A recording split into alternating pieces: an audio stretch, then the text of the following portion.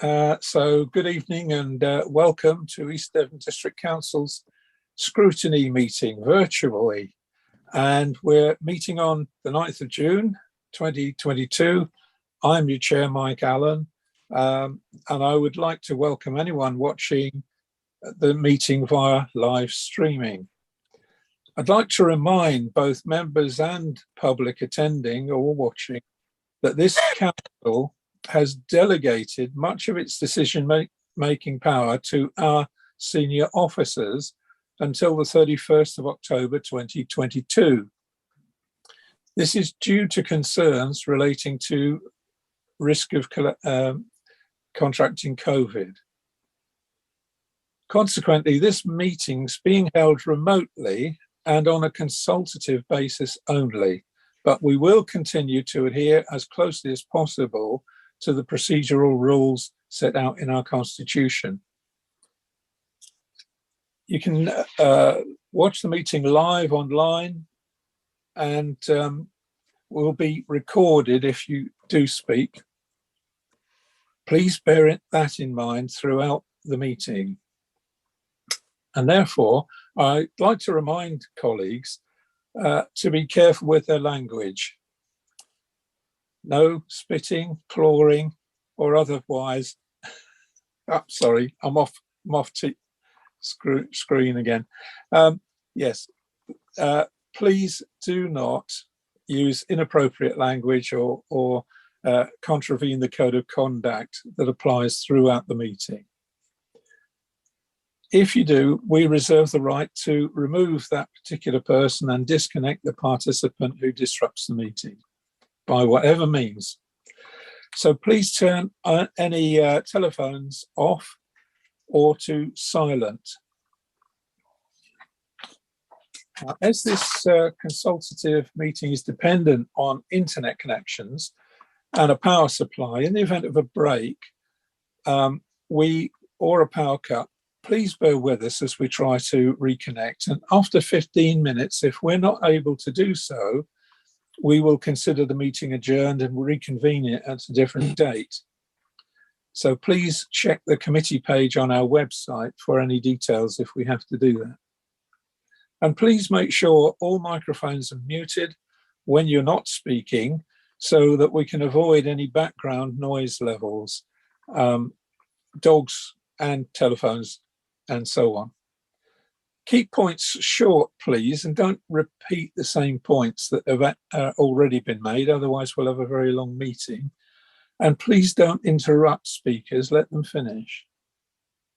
If you wish to comment, all you need to do is please raise your electronic hand and wait to be called. And Sarah will keep an eye on who's first, who's second, and so on. So we'll make sure that it goes fairly. Any members of the public who want to view the agenda can do so by visiting our website on worldwideweb.eastdevon.gov.uk. And we'll start the meeting now by doing a roll call of the committee members present. Can you please now unmute microphones? And when you hear your name, please confirm that you're here by saying present. When you've confirmed you're present, please mute your microphone again. So over to you, Sarah, for a roll call. Thank you, Chair. Councillor Allen? I'm here, present. Thank you. Councillor Bailey? Present. Thank you. Councillor Bonetta? Present, thank you. Thank you. Councillor Bruce? Present, Sarah. I've dropped you. out twice though, so if I go silent, it's because my connection's gone down. Okay, thank you. Councillor Chapman? Present. Thank you. Councillor Gardner? Present. Thank you. Councillor Hawkins? Actually, I think Councillor Hawkins is going to be late. Councillor Key, please. Present. Thank you. Councillor Kemp? Present, thank you. Thank you. Councillor Parr? Present. Thank you. Councillor Ranger? Present. Thank you. Councillor Violence? Present. Thank you. Councillor Whibley? Present. And Councillor Woodward, please. Present, thank you. Thank you. So I can confirm that we're correct, Chair. Thank you, Sarah. Now, just before we get started, I'd like to just say a few words on what the purpose of scrutiny is. Basically, I circulated, or Sarah Jenkins did circulate a summary of what scrutiny is about. And it is important, please, to remember that we're here to provide constructive but critical responses to make sure that the council is accountable not only to members but also to the general public.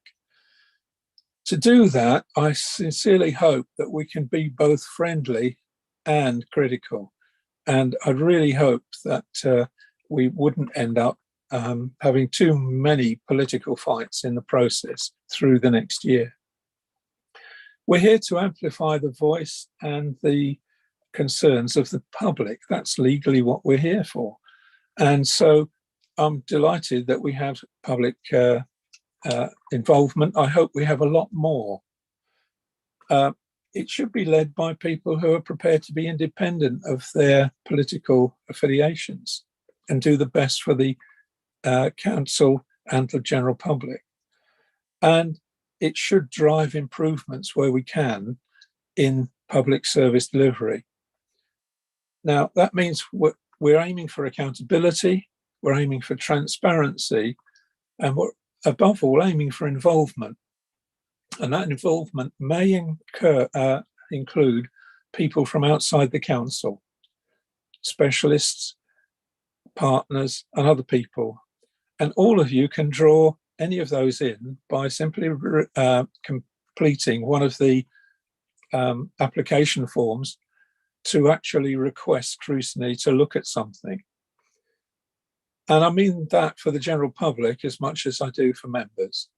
So I sincerely hope that over the next year, we can have a really good, constructive discussion, but above all, please can we keep it friendly? So I'm going to go to agenda item 1 now, public speaking, and Mr. Mike Goodman has registered to speak on item 8, car parking petitions. Over to you, Mike, to say whether or not you want to speak now or wait until item 8, please. Chairman, because I'm obviously speaking on the car park petition, it will be, I think, much more better for members to hear me speak just before the item is discussed with your good selves. All right, I'm happy with that. Fine. So if we then go on to agenda item 2, and Mike will come back with his discussion when we get there to item 8. So agenda item 2, minutes of the previous meeting held on the 7th of April 2022. Anybody has any comment on the set of minutes? Please raise your electronic hand. If I don't see anybody, we'll presume that it's an indication we're all happy and the minutes will be then accepted. I can't look at everybody, Sarah. Do you see anybody? Happy? No hands. No, Chair. we don't have any hands, Chair. Thank No, you. good, fine. Then we take those minutes as accepted and go on to agenda item 3, which is apologies. And are there any apologies, please? Thank you, Chair. So we have apologies from Councillor Davey and from non-member Councillor Arnott.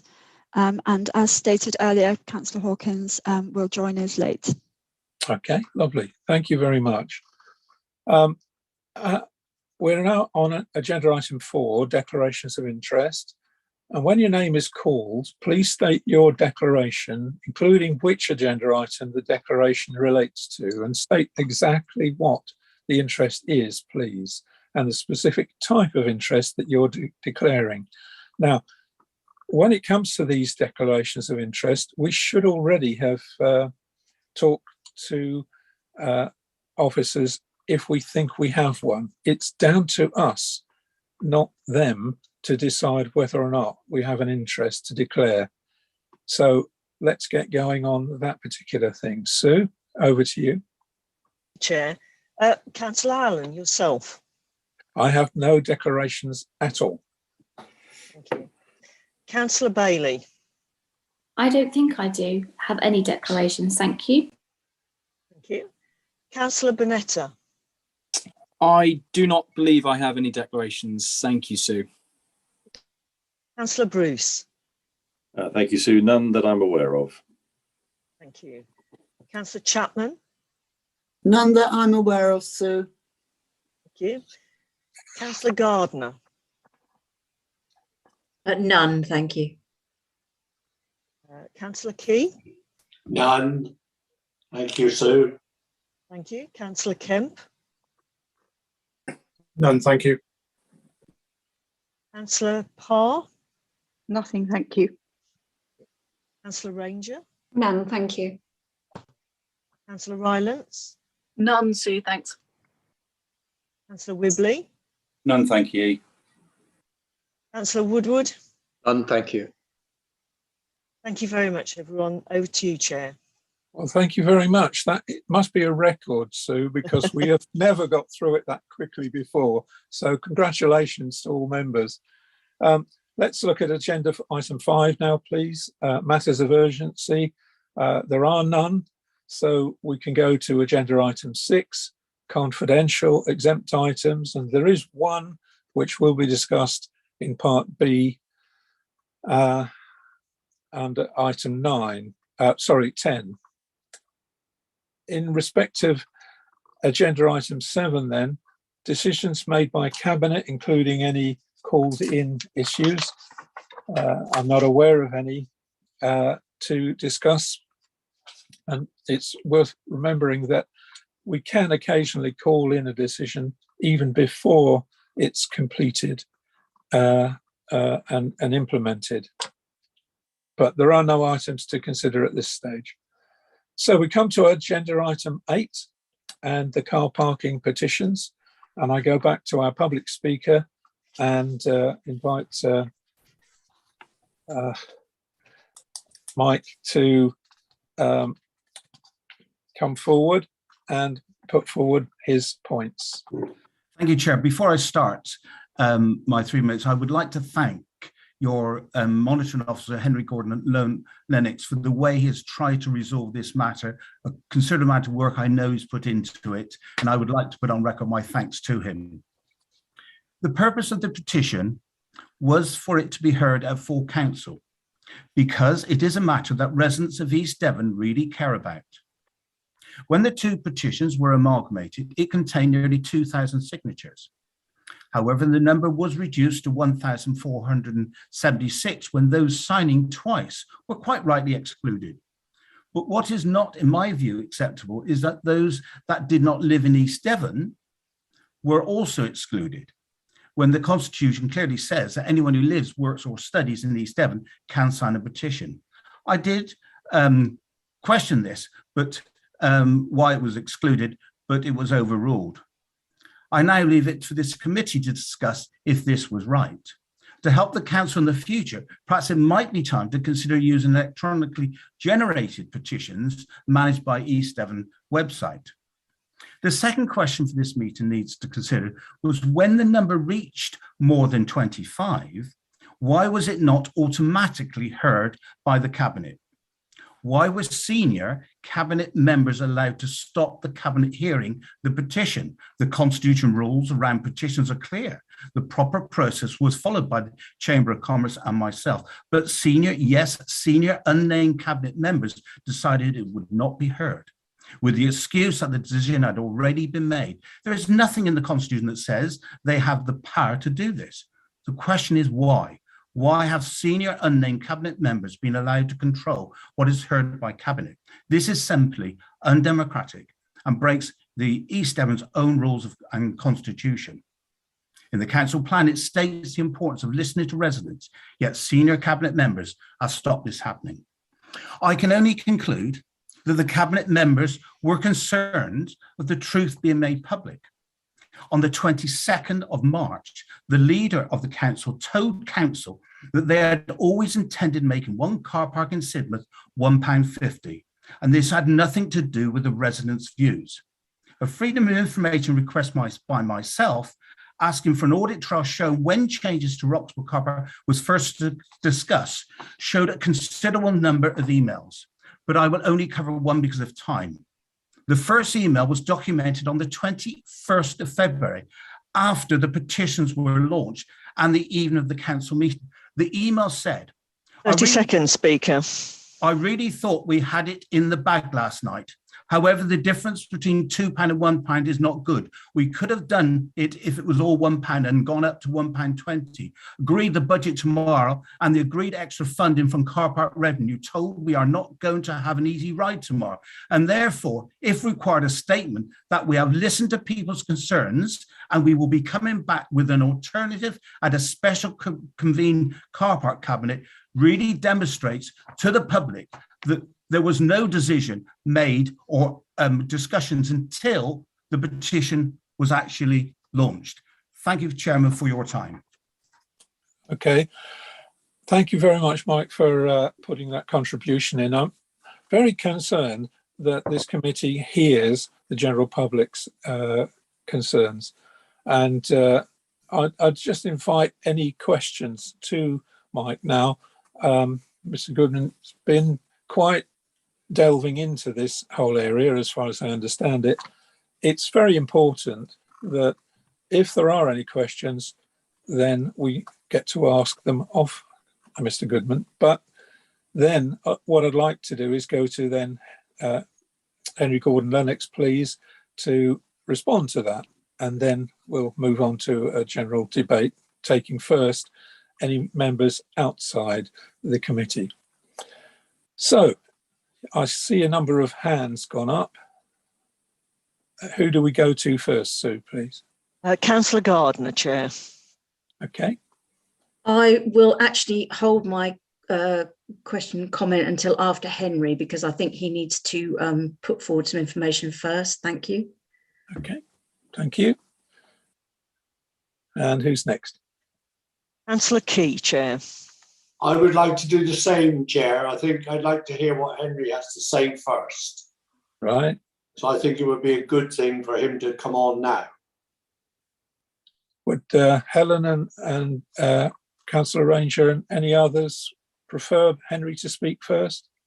Or well, I actually would like to ask a question. Sure, carry on. Right, perhaps Mr. Goodman could tell us, does he know of how other councils do electronic petitions, and can he give us examples so we can look at these other council websites and perhaps get some ideas? Thank you.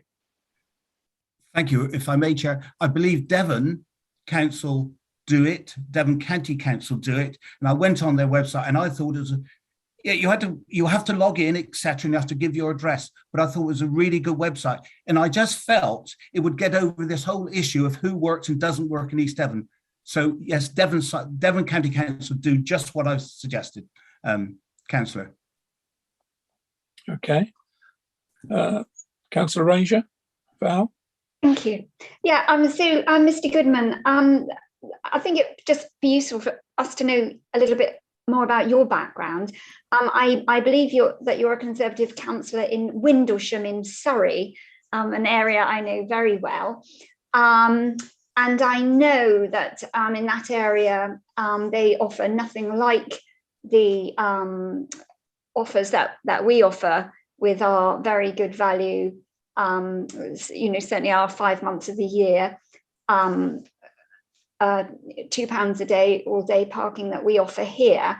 So can you just clarify for me, are you local in do you live in Sidmouth or do you live in Windlesham, Surrey? And have you been having this same battle with your own car parks in Surrey? Have you been pushing for the petitions there? I don't know how they work there.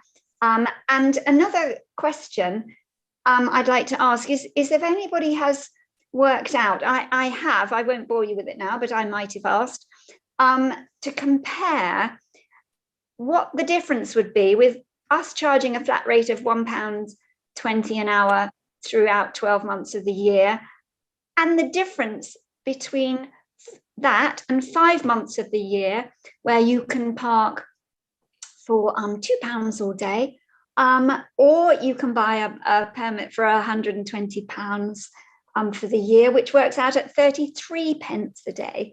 So I just wondered how that compares with where you've come from. So to clarify, can you just say how you fit your time? Are you mainly here or are you mainly in Surrey? Have you compared those things, and have you compared the charges, as I say, annualized out over a year? Chair, I don't think those are appropriate questions for Mr. Goodman to answer. I think this is a point of order issue, and Councillor Ranger needs to ask a question relative to the issue. Who's speaking, please? It's Councillor Alistair Bruce speaking. Yes, well, Councillor Bruce, by all means, hold your comments until you're asked, please. Councillor Ranger, I'm hoping we're not going to reinvent the discussion about parking charges. We're really focusing here on the issue of petition. Yes. So I'd like Mike Goodman to please concentrate on the petition issue. I will, but could I finally put to bed what the EDA continually try to accuse me of, I'm afraid, and many members have done this, is that I am, and I said this in Cabinet back in February, I am a resident of Sidmouth. I've been here since August of last year. So let me make that absolutely clear. I take a very active interest in my local town, and I take a very active interest in East Devon. As for covering what Surrey Heath cover for car park charges, I don't think that's relevant. But what is relevant is that when they increase the car park charges, they consult the public. When they increase the car parks, they consult the public, and they complete an equalities report to ensure it is done properly. They do it that way. As for you mentioned about the £1.20, I think really that is for someone else to look at. That isn't for me to comment, but all I can say is I know what you charge, or the proposal of charging here. I don't think it's relevant for me to cover that. Thank you, Mr. Goodman. Unless anybody else has got any other questions for Mr. Goodman, then we'll thank him and enable him to continue to watch, but from a mute position. No, you had your chance. Thank you very much. Thank you. Okay. Henry, Gordon Lennox, please. I should have probably asked you to speak first. I do apologise, Henry. Thank you, Chair. No, that's fine. In fact, I was going to suggest that Mr. Goodman went first so that I was able to answer any further questions or points that he might have to make. So I think you've done it the right way, if you don't mind me saying. That doesn't sound patronising. So I intend to do this at sort of fairly quick pace, members. I mean, obviously the report stands for itself, so I won't go through it in great detail. I think it is important to remember that this is about the council's response to the petitions, not the subject of the petitions specifically. It's how essentially I have dealt with these in accordance with a petition scheme, and whether or not the Scrutiny Committee has got any views on that and any other recommendations that it might have, or any other considerations. So I think that's an important thing to focus on. And in the same vein, I don't therefore intend to make any comment on Mr. Goodman's ending comments in relation to the FOI request, because that really goes to the topic, not the way we've handled the petitions. So the background, as I've explained, is set out in the report. I've gone into quite a lot of detail to explain how it's unfolded. I've given you all of the correspondence. I've set out the relevant provisions of the petition scheme and how I've dealt with it. So I think in that sense, I'm happy to take any questions when we get to it. But what I would say is that in the recommendations, there are two aspects to it, really. It's whether or not there is any recommendation this committee would like to make in respect to the specific petitions or petition, depending how you look at it. And that's detailed, or at least the options available are detailed in paragraph 7, in addition to the general powers that this committee has. And then the other is whether there are any wider considerations as to how we handle petitions and the petition scheme itself. And they're sort of detailed more in paragraph 22, and pick up on some of the points that have already been raised in relation to electronic petitions and whether the council should have its own platform for electronic petitions. As I say, you may want to consider whether there are any recommendations that come from that. If I can pick up on the two of the points, or I suppose the two questions that Mr. Goodman has posed. Firstly, is the exclusion of some of the signatories. The report explains how that came about. It is incumbent on the petition organisers to ensure that those who are signing live, work or study in East Devon. Within what was the previous wording of the petition scheme, it was down to me to ensure that that was the case, which is what I was doing. It's the same approach I've used previously in relation to the 3 R's petition in Sidmouth, which is effectively using postcodes from those who have signed. I accept it's a relatively blunt tool. And you might have some who are a relatively local postcode who might work in East Devon, but who obviously live outside. But essentially, unless I'm satisfied that they meet the criteria, then I'm entitled to exclude, and that's what I've done. I've treated them as I have with the various issues here. I've tried to treat them beneficially. So if there's any doubts, I've tried to lean in favour of saying that they should be included, or their signature should be included. But I had signatures from Australia, Canada, and lots of international countries from all over the country as well, which quite clearly are not going to satisfy living and working in East Devon. And having applied that and I accept, as I've already said, a fairly blunt tool, but once I've applied that, it fell below the 1,500 threshold for council debate. And this is taking the two petitions in combination.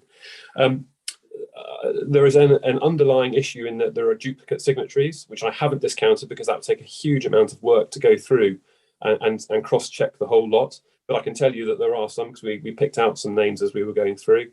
And there are also then a number who haven't actually signed at all. They are blank signature blocks, and they further reduce the number as well. So I can't remember quite what the number was off the top of my head. I think it was 1469 is the number without the duplicates being removed. So it does fall below. So that's why they were excluded. So that answers the first point. And then the second is, why didn't it appear at Cabinet? And Mr. Goodman suggests that that's a breach of the rules. It isn't a breach of the rules. The responses that the council can take are detailed in paragraph 6, which includes writing to the petition organiser setting out the views about the request in the petition, which is what happened. And I've tried to highlight in the report that with the car parking strategy effectively reverting to Cabinet, it is now a Cabinet matter to deal with, hence why Cabinet were asked, and the senior members felt that it was not an appropriate time for it to come forward for Cabinet to consider, bearing in mind the budget had been set and bearing in mind the commitment for a review later this year following, I think it was following the summer period. I might be quoting incorrectly there, but in any event, there is a commitment for a review in due course. And against that backdrop, that's why it didn't appear in Cabinet, and why the petition response details the specifics there. So I think that picks up on Mr. Goodman, that picks up on all the various aspects, and it's for this committee now to consider whether there are any specific recommendations it would like to make, and I'm happy to take any further questions there may be, Chair, as we go through. Okay. Can I just ask just one thing, Henry? In terms of excluding people, did you exclude people from Devon? Yes, there were. Yep, there were some excluded from Devon. Right. So you have any idea how many from the wider Devon you excluded? Not without going through and counting it, but actually, speaking generally, there weren't that many of the number who were excluded who were Devon, as opposed to, we had quite a lot from London, for example. We had quite a lot from the Midlands area. Presumably one would say they were tourists, they were down holiday making, or they were seeing family, and they don't. But there was not a significant number of Devon residents who were excluded. There were a number, but I couldn't give you a specific number without going through and counting it. No. Okay. Thank you very much. Well, I'm going to put it open to all of those yellow hands that are raised. Please, would you take it in order, Sue? Sarah. Sue. Councillor Skinner, Chair. Thank you, and I'm gonna keep it brief. And thank you, Henry, for that. Letting us know what that is. I'm just trying to read the papers. I'm picking up on this, and it seems that there's a maximum of 1476 valid signatories. And you were discussing the issue on it should be 1,500. Is that correct, Henry, before I proceed? Well, it went down to 1,469, but yes, it's 1,500 is the threshold for council debate. Okay, so really we're talking, I'm going on 1,476, we're talking something like 24 odd people short of debating it. And what I would have thought was quite prudent for the Cabinet to have taken on board, and I understand the criteria of which you worked, Henry, and I do appreciate that, and I really do. And of course, you've got to draw the line somewhere. But on the basis that something there's obviously, I would have thought, from a Cabinet perspective and from a council perspective, there was a lot of noise regarding the issue around the car parking, and predominantly lots of these people would have been from people who lived around that area. I can only assume people in Sidmouth, that in actual fact, they may feel that they weren't particularly being listened to. And I find it just rather strange that whether or not you have a criteria 1,500, you're 24 short, and there was some from Devon and there wasn't black XYZ, whatever you want to call it, then in actual fact, there was a lot of noise that I would have thought needed to be taken notice of. And I think it's on that issue that I'm struggling with a little bit as to why, the leadership of East Devon would not have sort of picked up on that. And I do get the point, Henry, that you suggested that actually the issue had already been raised regarding the setting of the car parking charges at that point. But nevertheless, I would have thought it would have been prudent to have listened to that particular noise of the people whom which it affected the most. And I can only assume that a lot of these members, and I know you're picking up some postcodes, but a lot of them would have been local people, local businesses, and people whom it really affected. I think I'll just leave it for that for the minute. I'm sure others will join in the debate as well, which seems obvious to me. Thank you. Thank you. Over to next one, please. Councillor Gardner, Chair. Thank you. Firstly, as a side point, Mr. Goodman won't really be aware of how much discussion there was not in meetings, or in fact, sometimes even in meetings, about car parking prices in Sidmouth. This is my ward, so I was very concerned about particularly Roxburgh as a car park, and I do believe it was discussed at meetings well before the end of February. So I don't, obviously there's more goes on behind the scenes and in discussions than get recorded or picked up in an FOI for emails.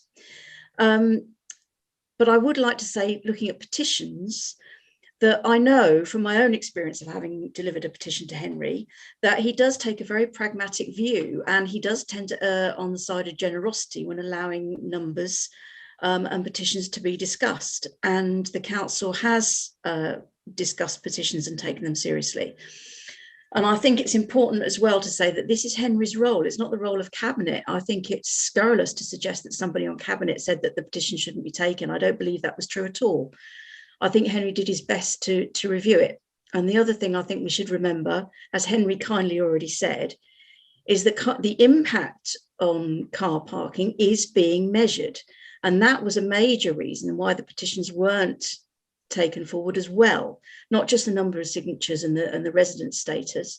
And I think once we get the results back from what's actually going on in town, and I know in Sidmouth it's busy, I see people queuing for the private car park at Bedford Lawn on a regular basis, as they always have done, even though they've been more expensive than our own. We will see what the impact is, and then we will react accordingly. And we know that will be taken seriously. I don't see any need to change our petitions process myself. I think the idea of an electronic online petition might be a good idea if it's easy and easy to copy over another system. Why not look at that? And it could reduce the work for Henry as well. So I think in one recommendation to look at the possibility of electronic petitions, that might be a very practical thing to suggest. Thank you. Thank you, Councillor Gardner. As far as I know, on our main website, we have an e-petition link. So I'm somewhat confused as to whether or not we've got one or we haven't.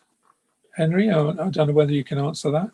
Yeah, well, I'll have a quick look. I don't think we do have a platform that allows the public to submit petitions electronically just through the council's portals, if you like. we accept change.org, for example. You know, anybody does a petition through any of those well-known platforms, we accept those, as indeed the Sidmouth Chamber of Commerce one here was.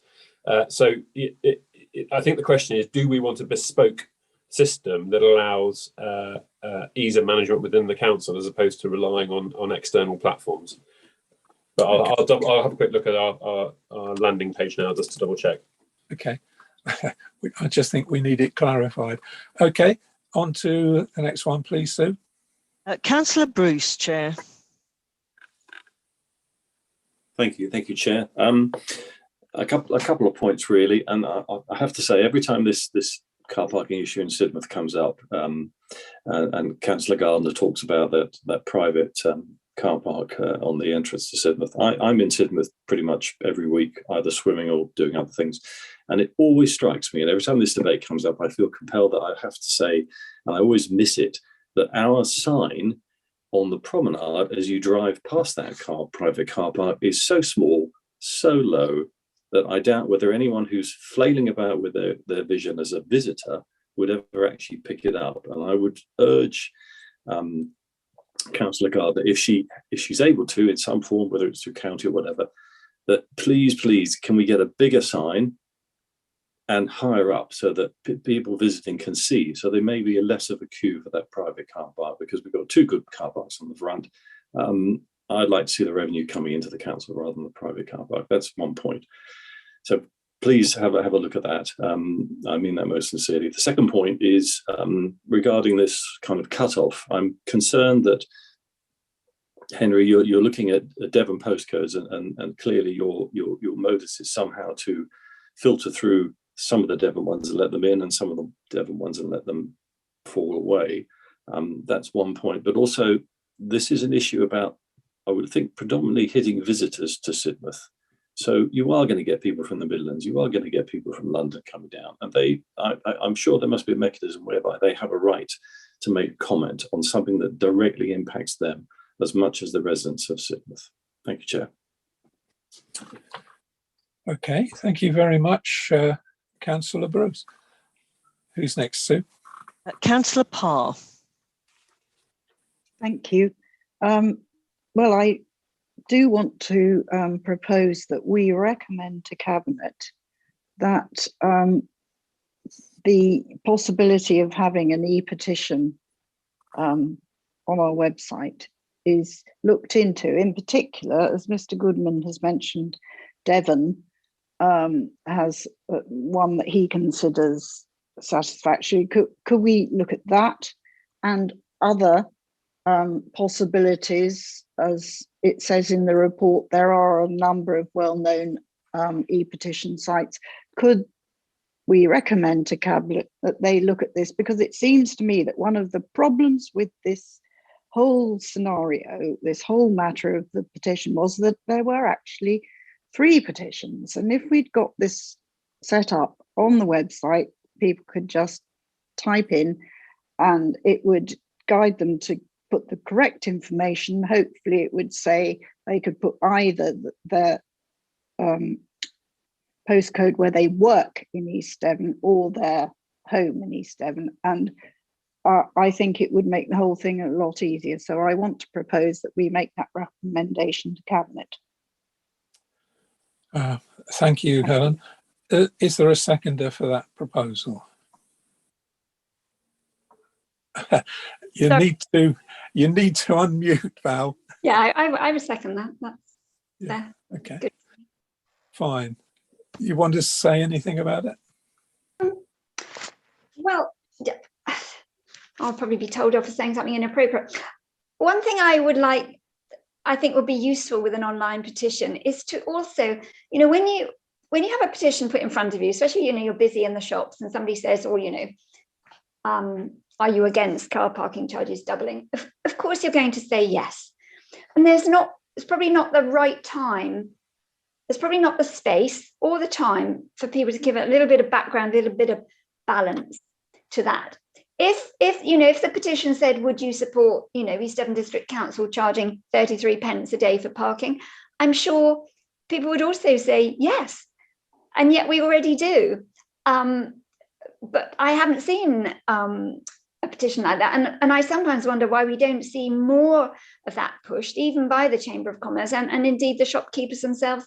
That would be very helpful. So I would like to see an online petition, but I'd like to see also a little bit of background, a little bit more background than just that blaring headline, are you against car parking charges doubling? Because, well, who wouldn't say yes to that without a little bit of balancing information? So, yeah, very happy to support what Councillor Parr has said.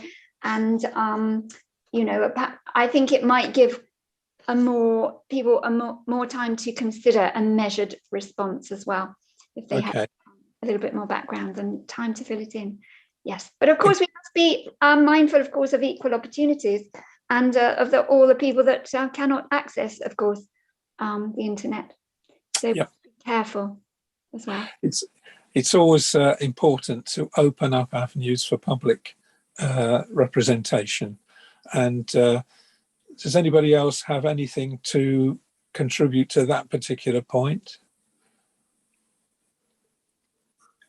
You can unmute if you do.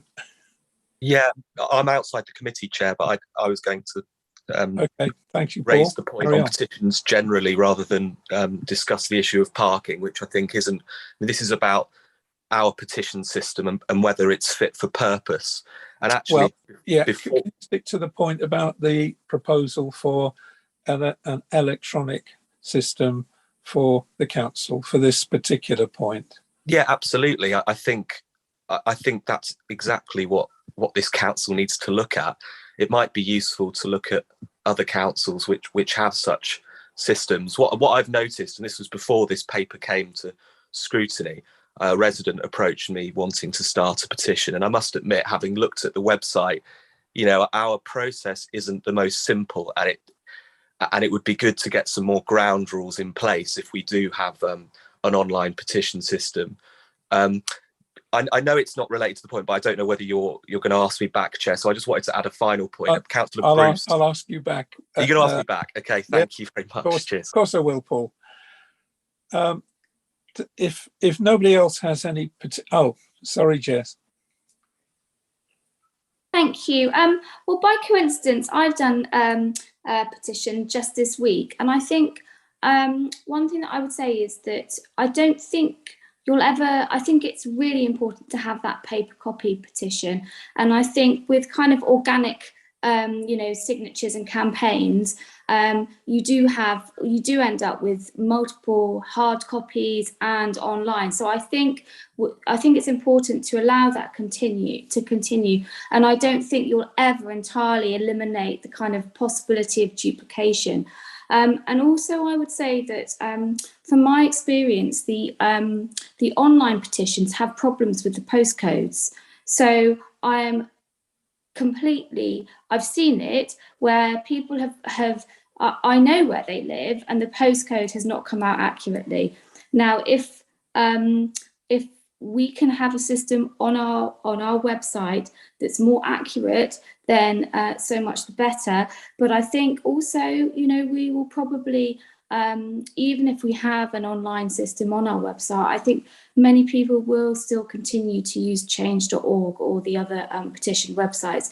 So I think I would support the Cabinet looking at it, but I think that it won't necessarily dramatically change some of the issues. But I think if it's not expensive and if it's not problematic, and if it's going to get better results in terms of postcode accuracy, then that will be a good thing. Thank you. Okay. Anybody else want to comment on this particular issue? Would you wave at me? Otherwise, we'll just quickly go to a vote. No. Okay. Just to clarify then, what we're suggesting through Councillor Parr is that the Cabinet look at the issue of providing a platform electronically. That doesn't exclude other forms. It simply means that we would like them to explore that particular opportunity. And so would you, Sarah, please take us through the voting procedure for that? Well, essentially, Chair, if people want to vote in favour of the recommendation, could they please vote with a green tick, and if not, a red cross.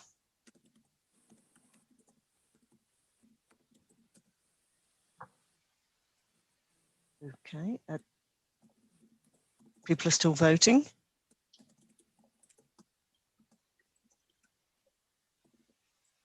Okay, Chair, at the moment I've got 13.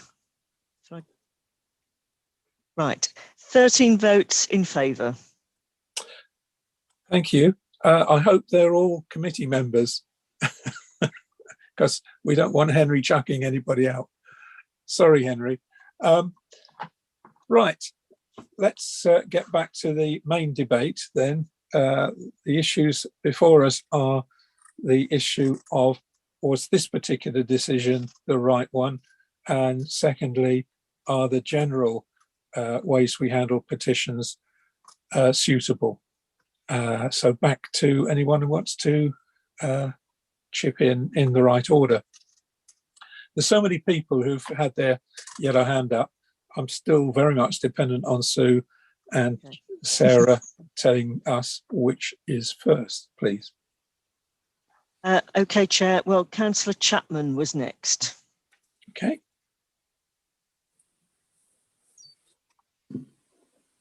Thank you, Chair.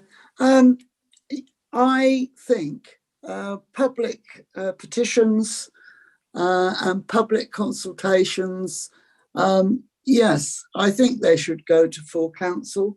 If there was a petition in my ward about anything, I would like to know about it. I would like to know what the public grievance is as I represent them. And I would like to speak to them. And I think it's important that they have the right. That's why we're in council, to tell us if there is something they're not happy about, whatever it is. But, you know, we're talking about going electronically. That might be a good idea for petitions, but I think also public consultations. And as far as I'm aware, petitions, you always have to put your postcodes. And I think as long as people realise that they have to put their postcodes, be it on paper or electronically, then that would be the way forward. But I think it's important that we listen to them. And as there was a petition in Sidmouth, no matter what it was about, I am sure that the councillors would like to know what area, what people, and what their problem was. Was it the cost? Was it the access? What was their problem with it? Because obviously, as been stated, it had been discussed in council quite a bit. And therefore, I think it is right as a councillor that we listen to what the public has got to say and why they're not happy with something, Chair. So I think to go electronic as well as paper, if people want, on public consultations and petitions, as long as they put their postcodes in, then I would be happy with that. Thank you, Chair. Okay, thank you. Thank you, Maddie. There's one point that sort of I would throw into this discussion, and that is that in terms of employment in Sidmouth, probably half of the employees in Sidmouth come from wider Devon. So I'll just throw that in and move on to the next speaker, please. That's Councillor Miller, Chair. Thanks for letting me back, Chair. And my point really is just to politely disagree with Councillor Bruce. I respect his point on the basis of, you know, that the tourists do obviously contribute to our economy in East Devon, but I do think it's important. East Devon District Council is accountable to the residents that live here. And I think it's a quite an important first principle that those only that live and have, that live actually spend most of their time here, not just a couple of months a year, you know, actually live here for most of the year, are the people. I don't think that could be regulated, by the way, but those are the people that should be able to contribute to petitions, and not people from Australia and Canada, with the greatest respect. Surely an easy way to a simple way to be able to check this would be through the Electoral Roll, I would suggest. So I don't know whether this is being done currently, but that seems to me to be a fairly simple way to check whether the people who are signing the petitions are actually genuine residents of the district. Thanks, Chair. Yeah, I think we have to weigh the workload against the necessity to check everything in detail, but in principle, petitions should be about local issues. Anybody else outside the committee ready to speak, please? Yeah, can I just interject quickly? Just to pick up on points, if I may. Thank you. So, I mean, the crux of the petition scheme and why it is written as it is has sort of been discussed and around there. The council is answerable to its taxpayers effectively, and including those who have businesses here, business rates. So that's the reason why it's those who live, work, and study are those who are able to submit petitions. It's because to coin a phrase from one of the comedy shows, it's a local council for local people. That's what it's about fundamentally, and hence the petition scheme is drafted in that way. The crux of the problem, and I refer to it as a blunt tool, but the crux of the problem is that when people have filled out, well, both hard copy and online, they're asked to give their address. And in fact, even when they give their address, they don't give the full postcode always. Some do, some don't. That makes it very difficult, bearing in mind that some of the postcodes go beyond, you might have an EX5, say, let's just say, for example, you might have EX5 that goes beyond our electoral boundary. So the key for any system is being able to pin down that the address that is entered corresponds to somebody who either lives, works, or studies in East Devon. So that address has to be an East Devon address, and that was the problem with the 3Rs and the Sidmouth petitions. Some of the addresses just simply weren't. And electoral roll, yes, a business. I don't know quite how the systems would interact with each other, but that's the crux: is that the postcodes that are entered are those for people who live, work, and you can confine those to a specific set. So we know that. Checking it against the electoral register to make sure that somebody isn't doing it fraudulently, for want of a better word, it is very time consuming. We've had to do it for the community governance reviews when people have tried to use the petition scheme for that, when in fact it's a statutory scheme under the Public Involvement Act. I forgot what the exact title is. And we do have to check the electoral register for that to make sure that it is electors who are signing those petitions. And it is very time consuming. So that would be a concern, but hopefully with an e-petition system that links into the postcodes that we will hold, that actually will be a much more convenient way. And one would have to question whether you should do spot checking to make sure it's right. But generally speaking, that would solve that issue and would remove a lot of time. So as long as it's not the only way, because obviously you do have an equality issue, but it is one of the options, then that should be positive, shouldn't it? And if I can just pick up on the final thing that Councillor Ranger mentioned in terms of the narrative, there is a distinction between consultations and petitions. Obviously, petitions are usually initiated outside the council coming in, so we wouldn't be able to control it. So you must report fairly. This is about people being able to raise concerns that they have, and they will address it as they see fit. It's about what the council then does with it when it gets it, provided it meets your various thresholds. And I think let's be careful about not transgressing into consultation here, because that's a very different discussion. This is very much about how the petition scheme runs. But hopefully that's been helpful, Chair. Yeah, thank you, Henry. There's about 5 people who have waited patiently. I'd just like them to be allowed in. Sue, please, in order. Okay, Councillor Woodward, Chair. Thank you, Chair. Just a point about the threshold. I think that irrespective of the particular number, to have a threshold is important. An officer has to make a decision. And if he is allowed generosity in allowing some in and some not that appear to be approaching that figure, I think it could be accusing the officer of bias in some way. So I think it is important to have a threshold. And in this particular instance, Henry has already said that there was a possibility that it might well have been 2 petitions and not 1, in which case, he's shown a certain amount of generosity and made that allowance. So I think well done to Henry, but also I think it's right that we do have a specific amount, as indeed Parliament does, of 100,000, I think it is. And I'm sure if there was a figure below that, then it would not be allowed to be debated in Parliament. So I think we should follow their example. Thank you. Thank you, Tony. On to the next. Councillor Whibley, Chair. Thank you very much. I shall be following some of the examples set in Parliament recently, I can assure you. Okay, I'm really thank you to the committee for keeping focused on the fact this is about petitions and not car parking charges. I think that's great. As Tony kind of said what I was going to say, in as far as Henry, he's done his due diligence. He's a legal expert, so we have to be satisfied that the right thing's been done as the system stood, before this meeting, effectively. I do think that by allowing people in general throughout Devon to access petitions, so people have spoken about people who visit, who visit Sidmouth, for example.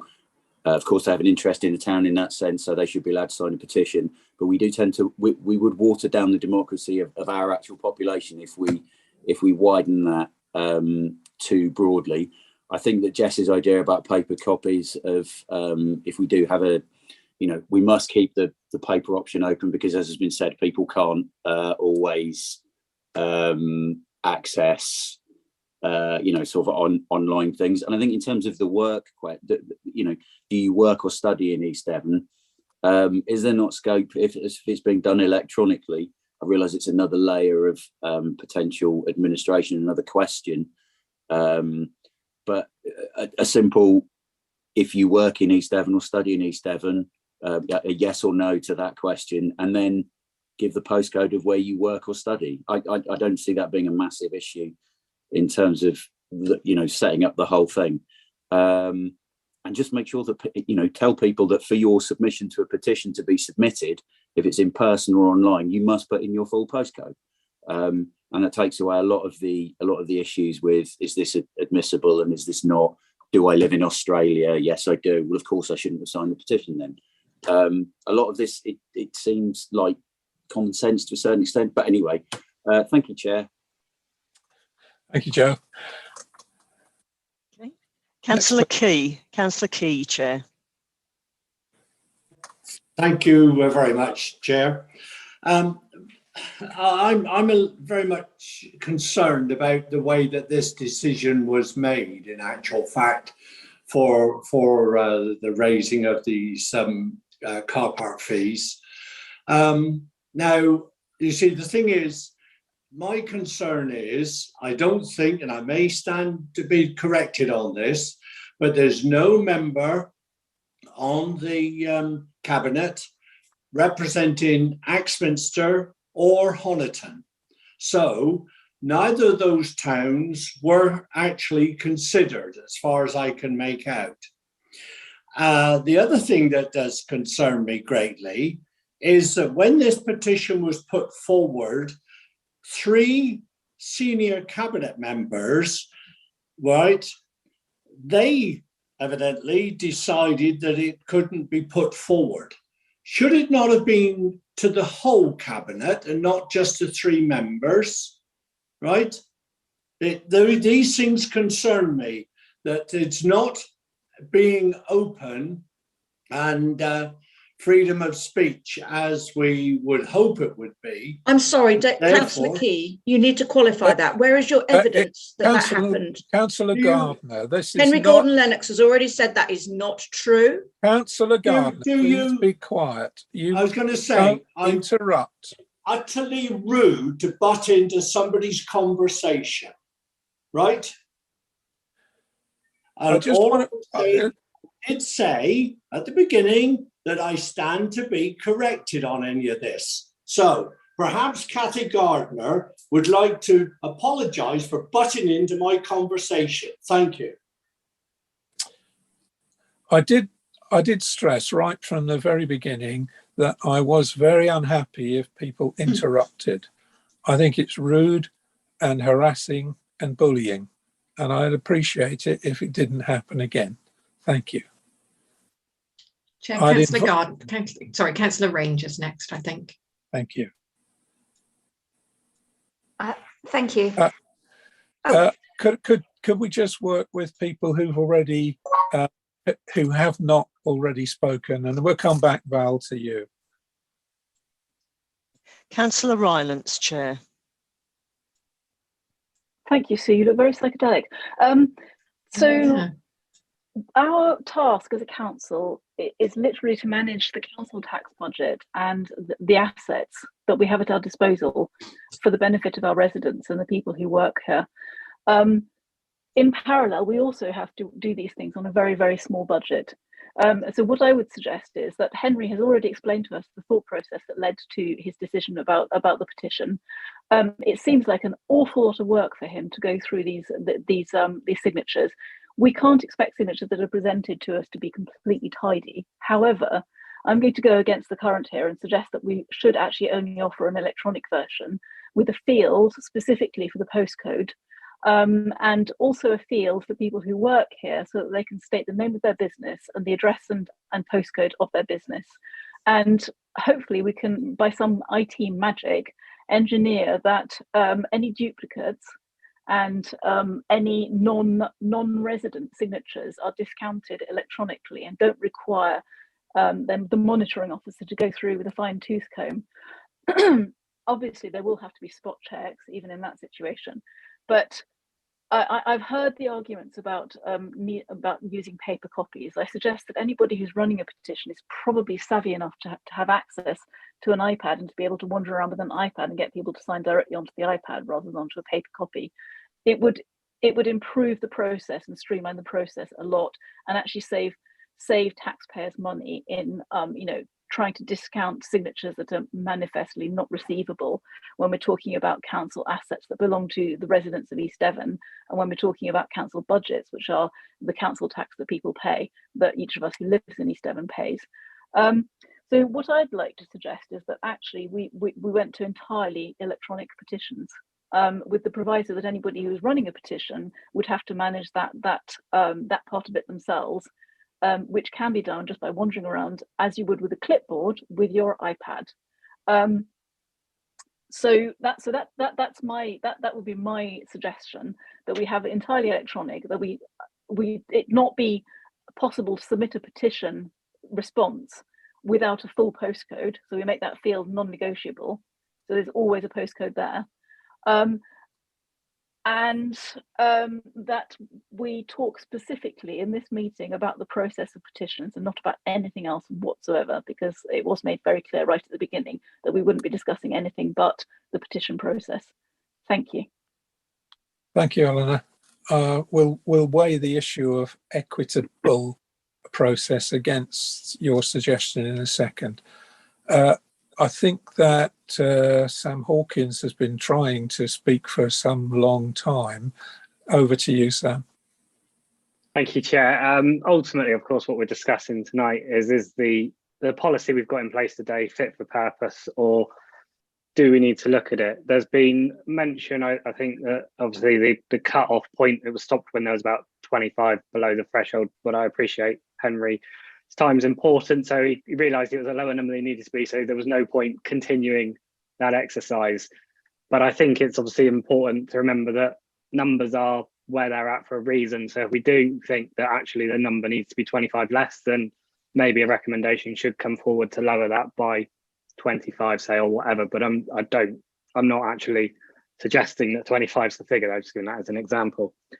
Of course, Henry's made the entertaining point that it's a local council for local people, and I think we do need to remember that, because it is those that we are elected to represent, those businesses that ultimately do pay for what we do in our decisions. They've got a more important say, I think, than, to put it bluntly, someone who is here on holiday for a week. So we can't be treating them on a one-for-one basis. We certainly can't be really paying attention to somebody out in Australia on their view. And we do, of course, need to bear in mind with electronic petitions. Many will probably be aware of the case of Boaty McBoatface, where the internet ended up taking over a petition, and one of the main research vessels, I think, nearly ended up with that name. So it's important to, while we do need to give a bit of, I guess, reasonableness to ensure that the people there on those petitions are true and accurate and relevant people, there is of course the risk on an electronic petition that could spiral off. So it's just something to bear in mind, I guess. But I get, likewise, if we end up with a petition with 3 million people on it, we probably are aware that there's probably not 3 million people that would qualify. So it'd be aware.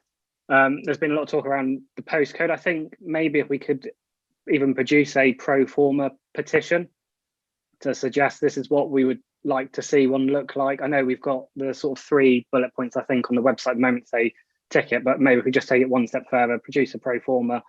And for the postcode, it could just be, please provide your qualifying postcode, just to help narrow it down, really. I don't think we need to go into too much detail on the people. There's been mention about the electoral roll. I would just be nervous about that, partly because obviously that excludes anybody under voting age. And also we just know that the electoral roll is not representative of the people.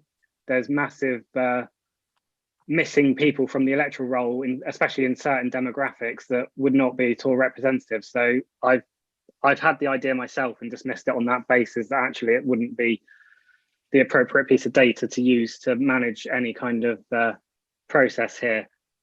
So I guess that's probably more statements than suggestions, but it was just to help try and steer where I think we need to be coming at from this. Thank you, Chair. Thank you, Sam. Time is wasting, and we have 3 or 4 more speakers. I'm going to ask if we can conclude it after those and either have some proposals put forward, or I will put forward 1 or 2 myself. So 3 speakers to go. Susan. Councillor Lawrence, Chair. Thank you, Chair, and thank you for allowing me to speak from outside the committee. I've listened intently to all this. I think what we're trying to get from a petition is a steer on what the people in East Devon want us to do. It doesn't have to be exact to the 24 or the 20 people. And I think there have been suggestions that the online system is the best one to go for. And I have a way, I would like to think that that's the right way to go. It's not beyond the wit of man for us to take the electoral roll, and when people sign the petition, that can be checked electronically. So it doesn't need officers to sit down with pages and pages of paper and check it off. It can be done electronically. And as long as we get within 10, maybe 15, 20% plus or minus, I think that gives us sufficient steer on what the people of East Devon want. And I don't think it has to be that accurate down to the last 24 people. But I think an electronic voting system would really help. And because it's so easy, you don't have to have people going out there doing it. It can be done online at home. I think that's the right way forward. But let's not get bogged down too much in the issue of numbers, because it's really giving us a steer on what the residents and the people who work in East Devon want us to do on their behalf. Thank you.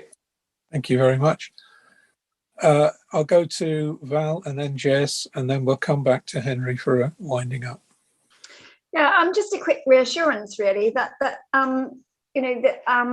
just a point about this being referred to for a cabinet decision. The advantage of that is their ability to quickly, if this turns out to be the wrong decision that has been made, that they can very quickly reverse it. It's been discussed so many times in so many meetings. Whatever meeting it goes to, everybody is welcome to attend. The public are welcome to attend. All councillors are welcome to attend. So, there's always the possibility of making your points made.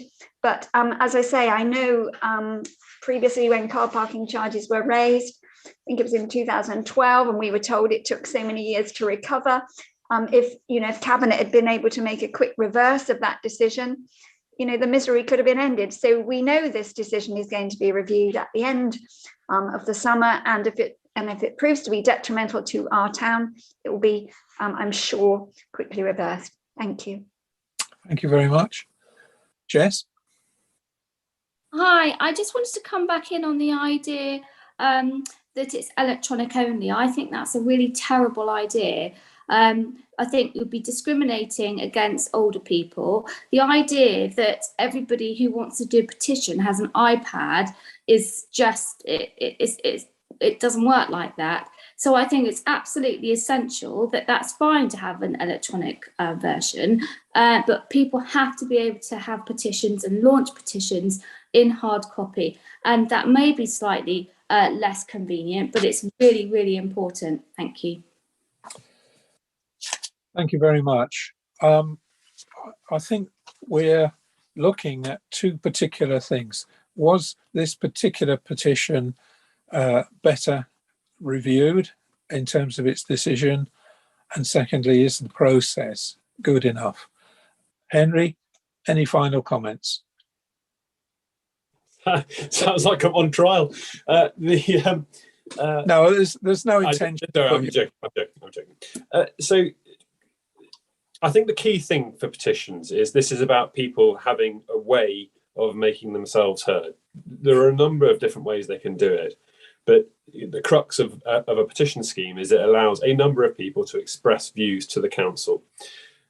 I think anything that you do that limits that is potentially problematic, not least, as Councillor Bailey was just saying, it's the way, by presenting a number of ways, you're enabling people to do it. There is a more specific concern about going online only, and that is the ability for people to access that medium. And there is an equalities issue about having it solely that way. Some people may find it difficult to initiate a petition that way, or indeed complete one. So having multiple options, I think, from a council perspective, is the right approach. That said, online is the way things generally are going, and it can be much more convenient. So I think a recommendation to Cabinet, as has already been put forward, to investigate an e-petition platform on our website is a good thing too. And I have absolutely every confidence, but it's something we'll look at, that the way to control who's signing it through the wording, the full postcode, and all the rest of it should be relatively easily done. But that's one of the key things that we will look at. Just touching on the pro forma, there is a pro forma in the Constitution of how we would like petitions to come in. It isn't on the website. I think that's probably because of the way it would present, but I think there's something we can look at to make sure that it replicates the scheme that's on the website should replicate what's in the Constitution. But there is a pro forma there, and at the end of the report I do talk about amending the pro forma to make it clear that it is that the postcode has to relate to where you live, work or study in East Devon. So the sort of totality of measures that have now been put in place will help, but I think you won't stop people from just initiating a petition without actually having read the petition scheme. And in those circumstances, you need a set of rules that will dictate how we deal with it. And I think just a final point in terms of how they handle, having the iPad, for example, electronic, people often leave petitions in shops. You'll have it all over a particular area. I know Sidmouth had it in more than one location. So I think, again, if you expect people to go around with iPads, I think that's going to be problematic. So from my point of view, the scheme is good in the sense of multiple opportunities to put or to submit petitions, but certainly it could be dealt with potentially better by having an online platform East Devon owned, like Devon County Council, for example, and we'll have to investigate that. But my closing comment is that I'm content, at least, with the way that the Sidmouth petitions were handled. I appreciate that Mr. Goodman was not particularly happy with it not getting full council debate. I should say the Chamber of Commerce didn't express the same reservations. They were disappointed, naturally, but they didn't take it quite to the same extreme of coming before scrutiny. So I'm content with the way the Sidmouth petitions have been handled, and I think, judging by the conversation that's happened tonight, this is more about now looking at the scheme that we've got and whether it can be improved rather than the Sidmouth petitions. So I think I've got nothing else really to add, Chair, unless there's any comments or any further comments you require of me. Thank you. No, okay. So I'll come back to you, Helen, if you've got a proposal. But the key issue with regard to the representations of Sidmouth Chamber of Commerce, Richard Ely did write to everybody on the committee. He did express that he was concerned about the procedure and he was particularly asking for encouraging a more conciliatory, kinder, outward-facing approach, which would improve people's ability to propose improvements in efficiency, performance, and general well-being at the EDDC. He did ask me to read his letter out. I'm not going to do that, but Susan, if we could, I'd like to include his letter in the minutes of the meeting so that people can understand that we take what people send us very seriously. And I am concerned that what I'm sensing in the committee is that while we think that the decision Henry made was accurate, it might have been more appropriate to include the working element of the Devon people because of Sidmouth's particular ingress of working people. But overall, I think Henry handled the whole thing very well personally. And I do think that we need to look again at giving an opportunity for these gentlemen and for the people. I mean, let's face it, there were 1,500 nearly who were eligible to have their voice heard. And I regret that it fell marginally short, as Henry has repeatedly said. That's my personal opinion. And I do recommend that we improve our way of encouraging the general public to represent their views, whether petitions or other methods, to the council. And I would encourage them to come to scrutiny, because that's one of the functions of scrutiny. So, Helen, do you have a proposal, or I'll come to Kathy Gardner in a second. Just picking up on something Henry said, could we, can he tell us, has he already looked to see that the web page corresponds with what's in the Constitution on petitions? And if not, could we add that to our recommendations that this is done? Because it doesn't seem to me right that we've got any differences between the Constitution and the web, what's on the website. Thank you. Okay, Councillor Gardner. Thank you, Helen. Thank you, Chair. I just want to pick up on the point you made about the request to put the letter from Mr. Ely in with the minutes. I'd just like to ask or suggest that perhaps Henry looks at that letter, because I'm not entirely sure that everything in that letter is quite accurate. And if we're putting it in there without any comment, having not discussed any aspect of it at all at the meeting, it stands on its own. I just think that might be worth considering. Otherwise, we're putting it out there without any response, as it were. Thank you. The reason I'm asking to include it is purely and simply for completion of representation. And I do believe that it's important that when people take the time and trouble to raise large petitions and write to us, and in fact, Richard rang me today and said he couldn't come because he was ill, I do think that they deserve to be heard, and it's no great problem for us to put it into the minutes as an item which was received but not discussed fully. Right. In terms of proposals then. Yeah, sorry, just before you if you're going to make some, can I just make two very quick comments? One in relation to Councillor Parr's. So the website should reflect the full petition scheme, but yep. I know pro forma wasn't there. I will double check, because obviously following annual council, it may not have been updated yet to reflect the changes, but we will make sure that that happens, and I'll look to see if we can add the form as well. And sorry, Chair, if I may, I haven't seen Mr. Ely's letter, so if there's any reflection of that letter being considered or noted by the committee, if it can be acknowledged that I haven't seen it, please. Yeah. And the relevance of that in part is I think you might have mentioned that because I mentioned the Chamber of Commerce. My comments attributed to the Chamber of Commerce came from the chair of the Chamber of Commerce, and that's why I've said them, because that was the response I got when I notified them by formal letter. So I was taking it from the chair that was their formal response. So I haven't seen Mr. Eagley's letter. I don't know what he says. So yeah, if that can be noted, please. Thank you. Yes, shall do, Henry. I mean, Richard Ely styles himself president of the Sidmouth Chamber of Commerce, so I'm not sure if he's chair, president, or whatever. Yeah, I think they changed. I think he used to be chair, but it's only because the chair was the person who submitted the petitions, who I've corresponded with formally, and Yeah. I've reflected the views that came back to me in email from the chair. So it's not. I'm not suggesting I don't know what Mr. Ely says, so I don't know whether there's a conflict or not. But it's not as if I've just made up what the Chamber of Commerce was saying. That was all. No, you didn't. And all I'm trying to do is ease the ease the angst that came from the people of Sidmouth and make sure they're properly heard.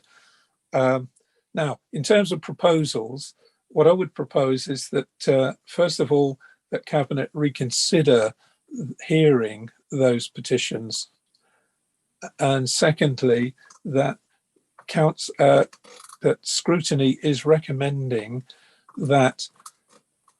Sorry, let me justify. Firstly, that Cabinet should reconsider that decision on the basis that a large number of people work in Sidmouth but don't live in Sidmouth, and therefore it's quite reasonable that the few extra that might well come in would take it over the threshold. Could they please reconsider?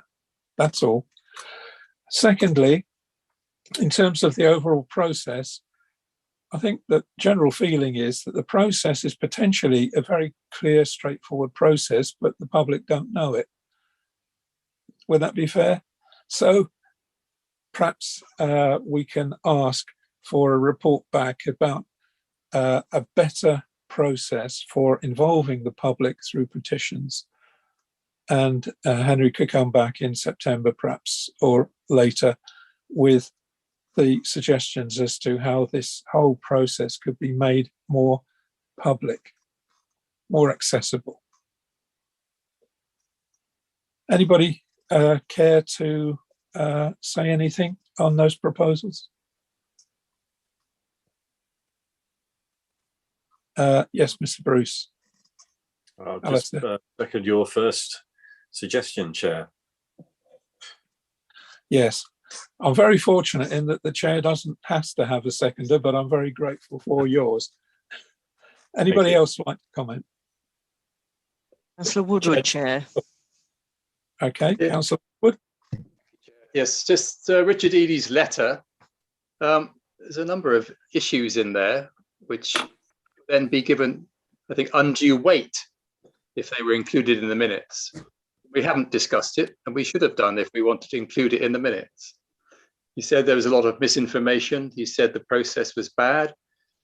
I don't think that's something that should be recorded in the minutes without debate. It shouldn't be put in. The reason I'm going to put it in is not because I agree with it, but simply that the Chamber of Commerce has clearly made a representation to this committee, and it ought to be heard. That's the only reason. We can come back and debate it, Tony, if you really want to prolong the meeting tonight, but I don't somehow think that was a wise thing to do. All I'm trying to do is encourage public participation in feedback to the council. But is it going to be caveated that it hasn't been discussed and it may be incorrect? Yes, it will be caveated, as Henry asked for, and as I agree with you, it should be caveated that we did not go into a full discussion on it. We simply discussed the petition process. Right, so Ben. Thank you, Chair. Having listened to the debate and then what you just said, how refreshing. Top stuff, Chair. Thank you very much. I'm not a member of the committee, but I think what you just said was superb. Thank you. Well, maybe I ought to have a halo after that. Thank you very much. Get a room. Right. So Chair, we need. Sorry, sorry, Henry. in terms of your uncomfortable. No. It's just in relation to your second one about a report coming back on making it more accessible. So you've already had the recommendation that a request goes to Cabinet about the e-petition platform effectively. Yes. I suspect that that's not going to meet with any opposition and is likely to be agreed to happen. So without needing a subsequent report back to scrutiny, because I expect my report would have to cover exactly what the platform would look like, and that of itself is going to deal with the public access point. So is that sufficient in terms of your second recommendation rather than another discrete report to deal with accessibility? Because I think the two are probably intertwined, really. They're intertwined, but in terms of accessibility, I think that it would help greatly if maybe during our many communications with the general public that are sent from our I would say our marketing person, but you know the one I'm talking about. Yeah. Why not put something in there just to make sure it's properly publicised? That's all. What the petition scheme, or what might flow from the e-petition considerations, or both? To alert people that they can petition us, what the rules are, and make it more easy for people to submit. I'm not suggesting I want more work for you. I'm just suggesting we need to encourage more participation. And I'm more than happy to have more petitions considered at this scrutiny meeting, because that's why scrutiny exists. It's to facilitate access by the general public as much as anything else. Can I make a suggestion, Chair, then, that as part of the recommendation to Cabinet, it is that there is a press release, let's call it a press release, that there is a press release about the public's ability to access the petition scheme, so that it's all considered on block, rather, because all I'm saying is it's another report that's going to come and say we can send out a press release. So it strikes me you don't need my report, you can simply make the recommendation, couldn't you? Yeah, okay, well, we'll do that. Okay, thank you. So we need to vote on this. Sue, if you could, or Sarah could read back what the proposal is. Okay. Henry, did you make a note of the proposals? Yeah, would you mind reading that out and then we can vote? Well, so the first one you've already agreed effectively is that Cabinet recommendation to Cabinet to consider an e-petition platform within the Council's website. And then what you're now voting on is that Cabinet reconsider the hearing of these petitions. And you gave an explanation, Chair, but you don't really need to put that into the recommendation. And then that there's a recommendation to Cabinet about publicising the Council's petition scheme through, I've forgotten what the weekly press release is, but it'll be something like that. But effectively publicising to the public about the Council's petition scheme. Yeah, no, the reason we don't like Cabinet to reconsider is because it was so close to the margin and people come into work in Sidmouth that may have been excluded. Therefore, we'd like it to be reconsidered. Yeah, I have got that wording down. I was just thinking about the main recommendation. Yeah. Okay. Chair, you've got two hands have just popped up, Councillor Ranger and Councillor Hawkins. Yeah, I think we've pretty well discussed everything now. So unless you want to disagree and put a contrary viewpoint, please, could we move to a vote? But Sam? Just to ask if we could split those two recommendations. Yes, sure. Thank you. You okay with that, Sam? Okay, fine. So we split the two recommendations. One is that it goes back to the petition is reconsidered on the basis that people come to work in Sidmouth and may have been excluded, and that would tip it over the 1,500. And secondly, that better promotion of the scheme and access by electronic mechanisms should be considered by Cabinet. First, sorry, Sue, I'm stealing your thunder here. Please just read out the first of the two. Well, Sorry, Chair, I was going to say you've just read them out perfectly fine. Okay. Could I go to a vote on the first one, please? Yes, okay. Could members please vote using your green ticks or red crosses, please?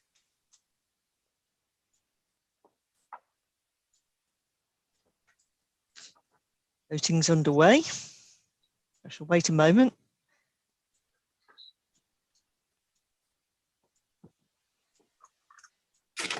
Okay. Okay, Chair, we have 4 votes in favour, 8 against and 1 abstaining. I assume that the hand raised is an abstention. Yep. Fine. So that one falls. The second one, in terms of... Let me just clear this. Sorry, Chair, what did you just say? The second one, in terms of the access, the access by electronic means and that press release to make it more widely known what the process is. That's the second motion. I think, Chair, the second one is simply the press release point, because you've already decided to recommend to Cabinet that they look at electronic means. So this one just needs to be the press release point. All right, then. We've already done that. Those in favour, then, and those against? People are voting.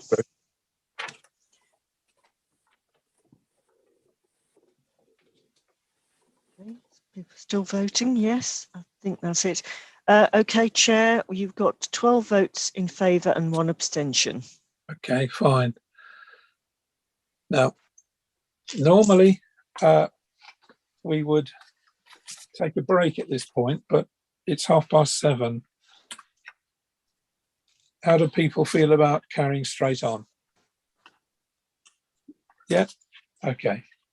So at this point, we now thank the public.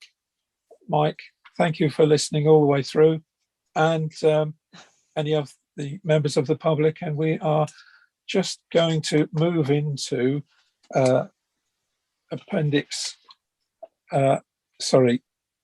move into the forward plan.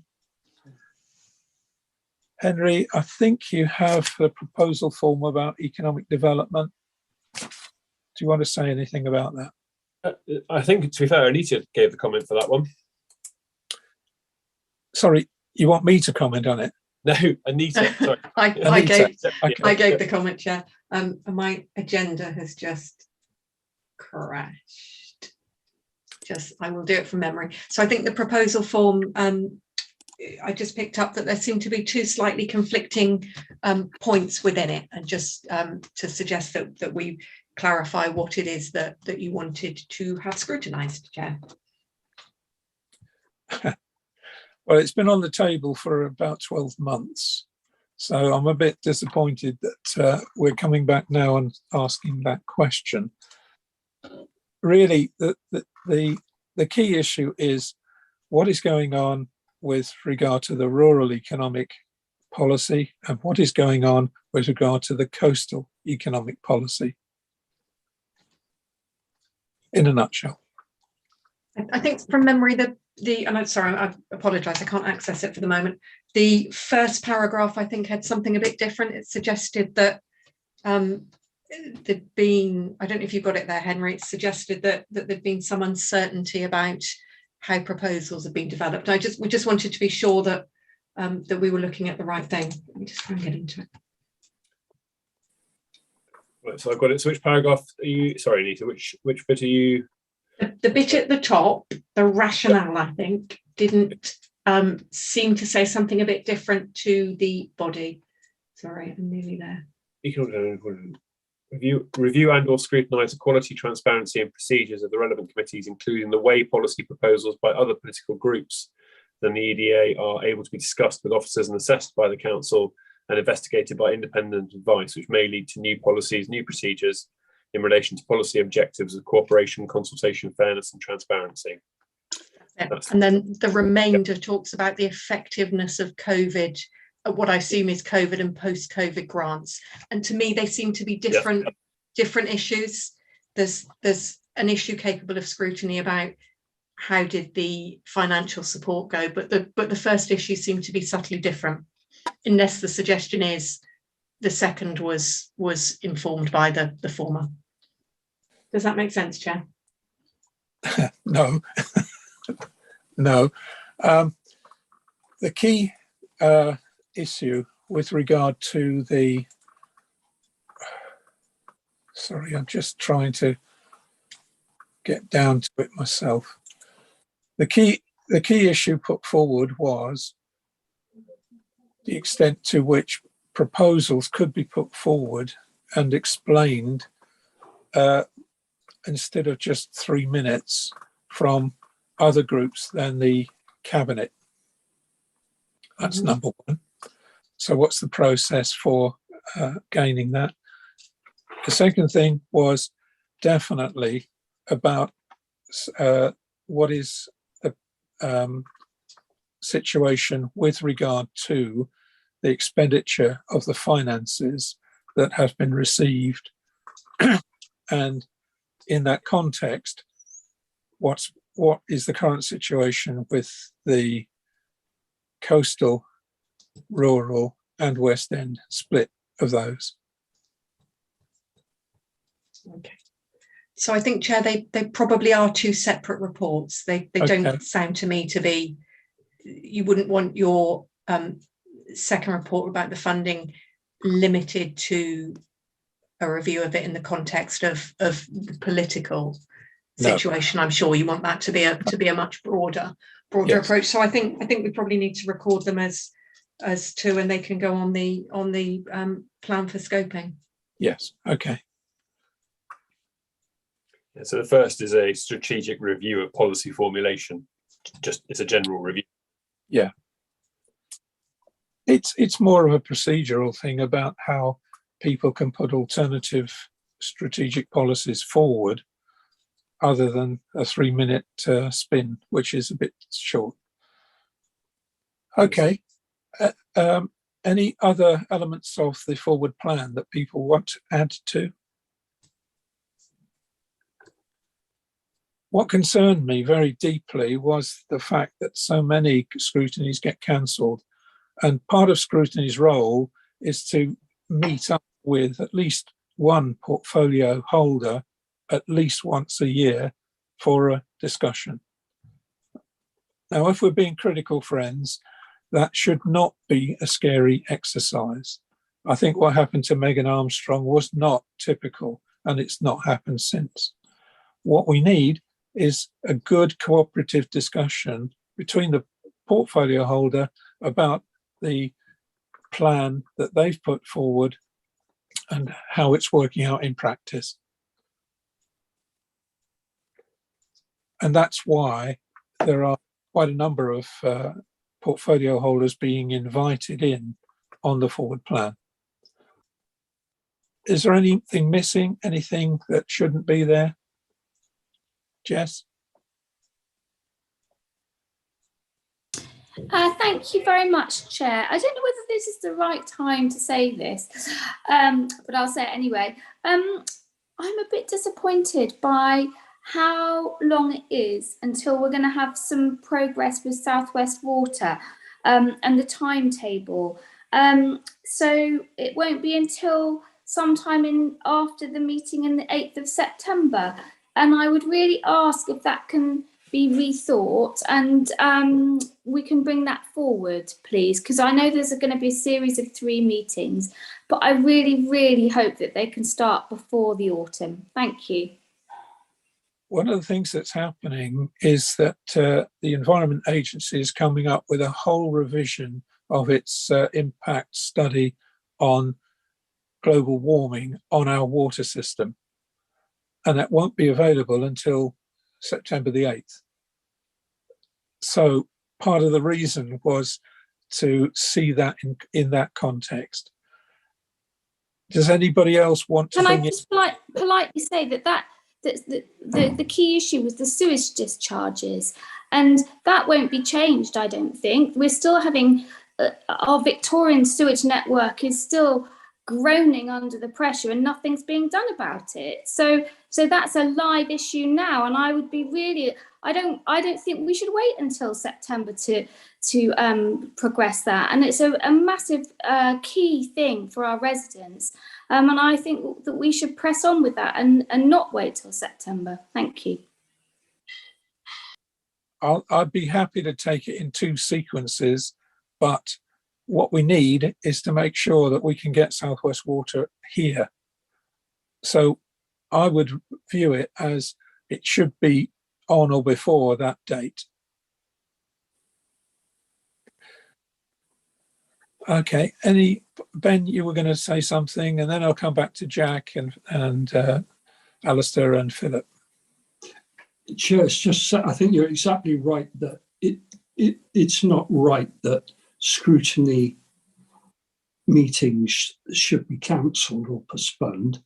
And so with that in mind, and your idea of inviting, say, cabinet members to chat to scrutiny, if you timetable all those in, then it's a bit like a newspaper. I'm sure the appropriate subjects will come in as well, rather than cancelling them because there isn't a subject. And I suspect while you're chair, the subjects will come anyway because you'll make sure they're considered.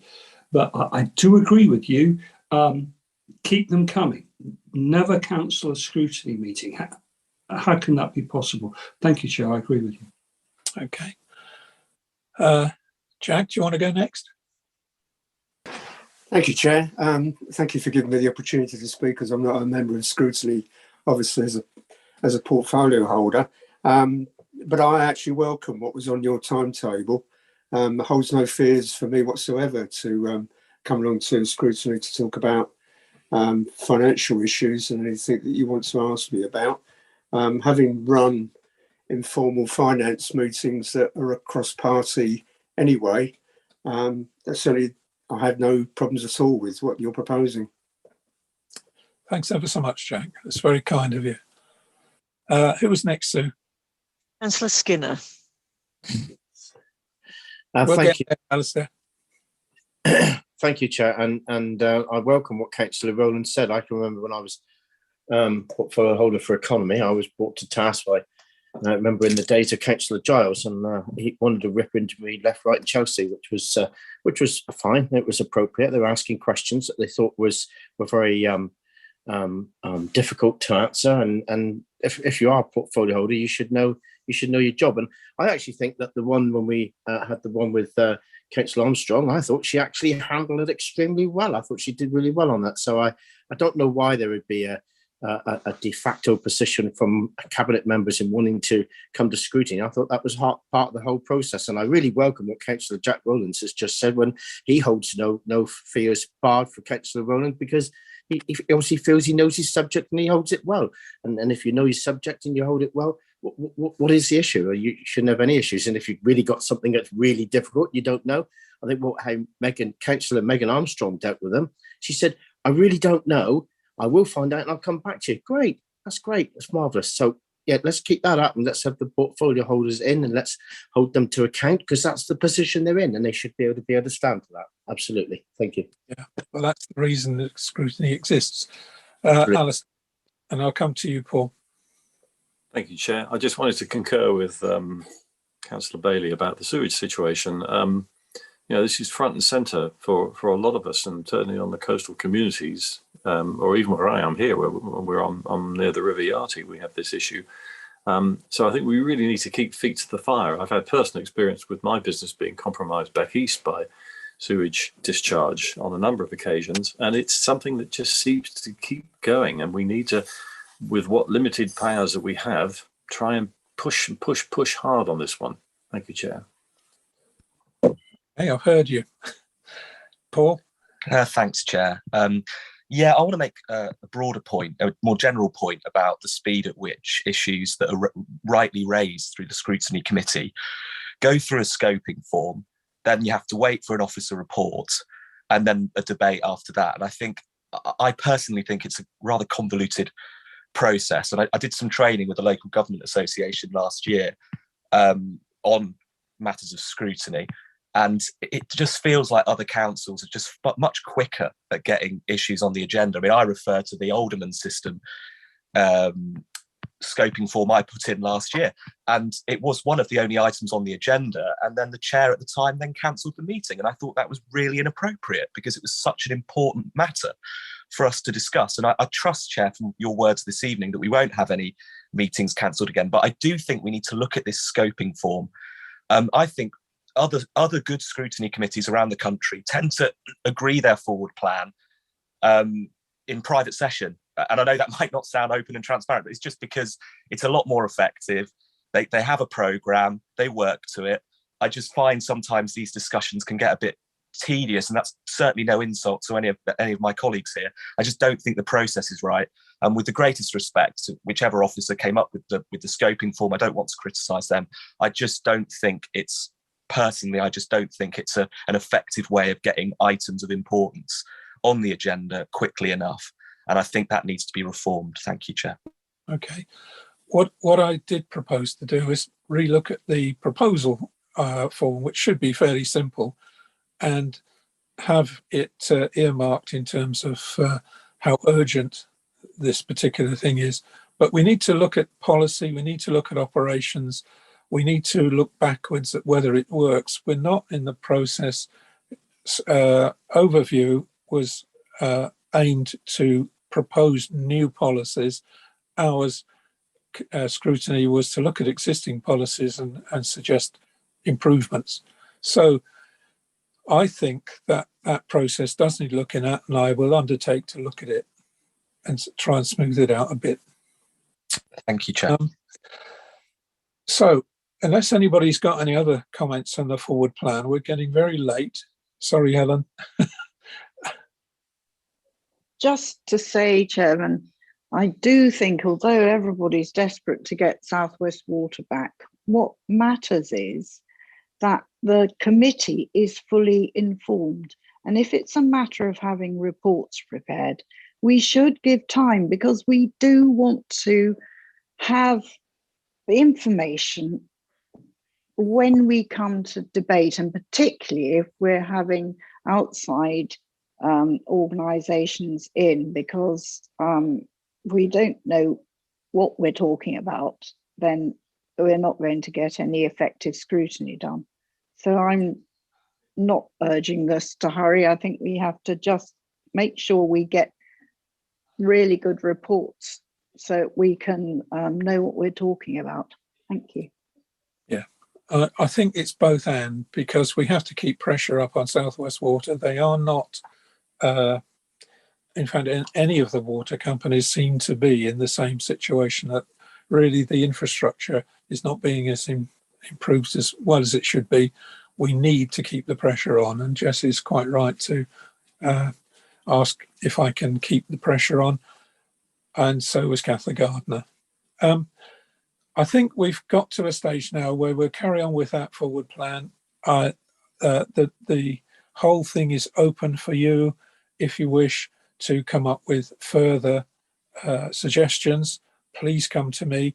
I want the programs not to be too prolonged, and I haven't done a very good job of keeping things quick tonight, but I do want to make sure that we cover the ground with scrutiny, and we have a good scrutiny, and it depends on these members putting forward ideas. And by these members, I mean 60 of you right across the council. Unless, Maddie, you've got a particular thing you want to refer to, I'm going to move into private session. Yes, please, Chair. On the form, I agree with Councillor Miller. When I brought something forward, there is a thing on the form that says, what would you like the outcome to be, or what do you expect the outcome to be? Well, as a member of scrutiny, like I pointed out at the time, it is not up to individual members to come up with what we think we would like the outcome to be. It is what the Scrutiny Committee agree at the end. So I would urge you, Chair, to please look at the form. I think it's It's not adequate for what we want. Putting ideas forward and reasons why, but not what we want the outcome to be. It's what our colleagues and as an individual, we make the outcome to be when we have discussed it. And we shouldn't need to put that down. I think that's prejudicial. Thank you, Chair. I don't disagree with you, but we do want nice, crisp objectives when officers are spending time. So we'll try and have a good debate before, but we will come up, hopefully, with very clear indications. And Anita's going to make sure we do, I'm sure. Right. In this case, then, that brings the public part of our meeting to an end, and I'd like to thank members and the public for their attendance. There'll be a short pause now while we allow Democratic Services to stop the live streaming.